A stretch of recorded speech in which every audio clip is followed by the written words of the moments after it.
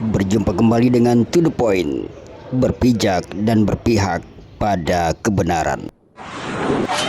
Bismillah, izin melaporkan komandan kebakaran di Jalan Kandi Lorong 3. Sistem hidran mandiri berbasis masjid. Pertolongan pertama ketika api berkobar. Sahabat To The Point di mana saja berada di musim kemarau yang kering, apalagi di tengah ancaman cuaca ekstrim yang berkepanjangan. Laporan kebakaran terus berulang dari hari ke hari. Rumah-rumah berdesakan di pemukiman padat. Bangunan semi permanen dari bahan yang mudah terbakar. Jalan sempit yang tak mudah dilewati kendaraan besar. Serta kemacetan yang menghambat perjalanan laju mobil pemadam. Pak, yang di depan, ambil dulu lajur kiri, Pak. Ada kebakaran hebat, Pak, di depan, Pak. Semuanya membuat api cepat membesar sebelum bantuan tiba. Tolong pemadam. Kerugian terus berulang sementara pertahanan di lingkungan sendiri belum siap. Kini saatnya kita tidak lagi sekedar menunggu bantuan dari jauh. Kita harus menyiapkan pertahanan mandiri dari sumber air yang ada di tengah-tengah pemukiman yang mengalir setiap hari dan yang relatif bersih dari zat berbahaya. Sumber air itu adalah bekas air wudhu masjid. Nama programnya adalah Sistem Hidran Mandiri berbasis pemanfaatan air wudhu masjid. Bukan air limbah rumah tangga sembarangan yang kita gunakan, karena air limbah dapur atau rumah tangga umumnya mengandung zat minyak, bahan kimia, kapur, dan kotoran yang dapat menimbulkan masalah lain. Maka yang kita pilih secara khusus adalah air bekas wudhu dari masjid. Air wudhu adalah air yang telah digunakan untuk membersihkan anggota tubuh dalam rangka ibadah. Air ini relatif bersih, tidak mengandung zat berminyak atau bahan kimia berbahaya, dan tersedia setiap hari di setiap masjid, tepat di tengah pemukiman warga. Sumber air ini adalah yang paling tepat, paling aman, dan paling berkah untuk dijadikan cadangan air pemadam kebakaran di lingkungan. Ada 3 tahapan sistem yang ringkas dan murah yang harus dilakukan apabila pemerintah kota melalui Dinas Pemadam Kebakaran bersama kelurahan dapat mengarahkan dan membimbing setiap masjid dan lingkungan untuk membangun sistem sederhana ini. 3 tahapan itu antara lain: tahap pertama, penyaringan sederhana atau filtrasi. Air wudhu yang mengalir dari tempat wudhu tidak langsung dialihkan ke selokan. Sebelumnya air tersebut dialihkan melewati saringan bertingkat yang berisi lapisan pasir, kerikil, dan ijuk.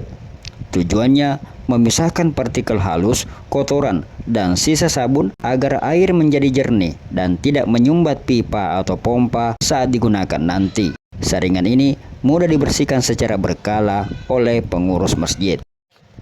Tahapan kedua, penampungan khusus atau tandon hidran. Setelah air disaring, kemudian ditampung di bak beton tertutup yang dibangun di bawah tanah, terpisah sepenuhnya dari saluran got umum. Tujuannya agar air tidak bercampur dengan air kotor selokan, tidak tercemar, dan tetap terjaga kebersihannya serta volumenya.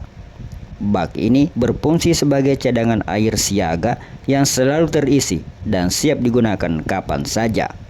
Karena memanfaatkan air wudhu yang mengalir terus-menerus, bak ini akan senantiasa terisi penuh dan melimpah.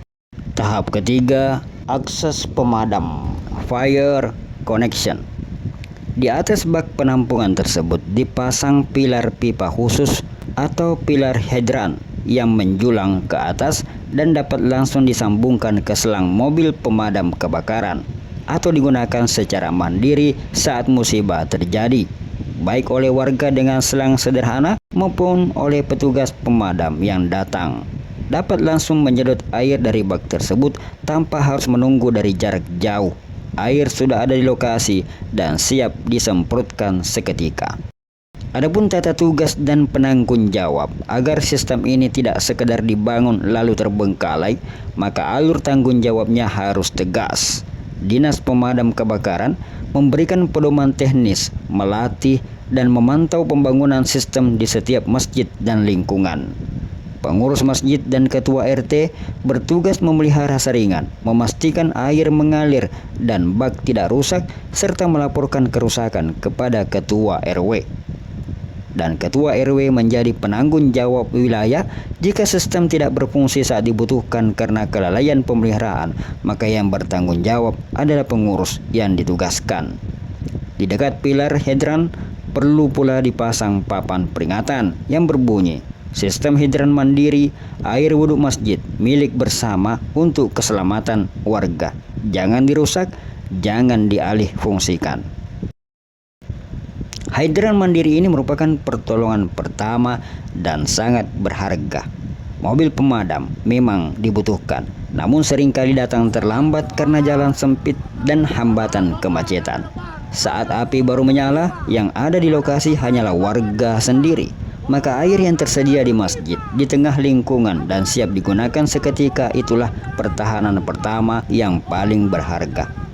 Air wudhu yang berkah dan bersih, disaring dengan sederhana, ditampung dengan tertib dan dijaga bersama, menjadi jawaban sederhana namun menyelamatkan nyawa. Daripada kita terus menghitung kerugian setelah rumah hangus, lebih baik siapkan cadangan air sebelum api datang, karena ketika air sudah ada di depan mata sebelum bantuan datang, maka banyak nyawa dan harta yang dapat diselamatkan. Dalam pelaksanaan kegiatannya nanti, seluruh elemen saling mendukung dan tidak menghilangkan fungsi unit damkar. Inti dari seluruh gagasan ini, cadangan air yang tersedia di masjid bukan sekedar penampungan air semata, ia adalah pertolongan pertama sekaligus ikhtiar yang penuh doa. Saat air itu disemprotkan ke arah api, mengalir pula bersama-sama doa keselamatan dari jamaah masjid, agar musibah itu diredakan, agar nyawa terselamatkan, agar harta terjaga. Air yang bersih dan berkah itu menjadi wujud ikhtiar manusia yang dibarengi dengan harapan kepada Allah yang Maha Melindungi. Namun demikian, upaya pertolongan pertama ini bukan berarti menggantikan tugas utama petugas pemadam kebakaran. Unit damkar dari Dinas Pemadam Kebakaran tetap wajib diturunkan secepatnya untuk membantu dan mengantisipasi apabila upaya pertolongan pertama itu belum cukup menahan laju api, atau apabila sistem hidran mandiri itu kewalahan menghadapi bencana yang meluas. Air wudhu di masjid adalah garis pertahanan pertama, mobil pemadam adalah pertahanan kedua. Keduanya saling melengkapi, bukan saling menggantikan.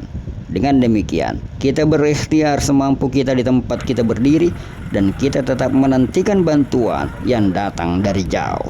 Semoga Allah memberkahi ikhtiar kecil ini, menjadikannya benteng keselamatan bagi seluruh warga dan menolak bala api dari negeri kita. Wassalam.